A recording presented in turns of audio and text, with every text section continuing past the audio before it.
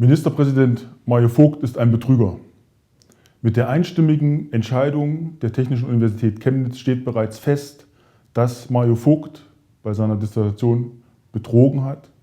Ein Betrüger ist ein Dissertationsbetrüger und damit ein Hochstapler. Der Versuch hier zu suggerieren, ein Gericht könnte an dieser kollegial einstimmig getroffenen Entscheidung noch etwas ändern, ist nichts anderes als geistige Insolvenzverschleppung einer moralisch bankrotten Landesregierung aus Lügnern wie Georg Mayer und Betrügern wie Mario Vogt. Das Gericht wird nicht die einstimmige Entscheidung des Promotionsausschusses durch eigene Erwägungen ersetzen. Es wird allenfalls Verfahrensfehler prüfen. Wenn das BSW dieser peinlichsten Thüringer Regierung aller Zeiten nicht den Stecker zieht, ist es Aufgabe der Thüringer, den noch Ministerpräsidenten Mario Vogt bei seinen öffentlichen Auftritten auf die Tatsache hinzuweisen, dass er ein Promotionsbetrüger und ein Hochstapler ist und den Rücktritt zu fordern. Da hilft ihm auch nicht der Majestätsbeleidigungsparagraf, denn mit der einstimmigen Entscheidung des Promotionsausschusses steht fest, dass Mario Vogt bei seiner Dissertation betrogen hat.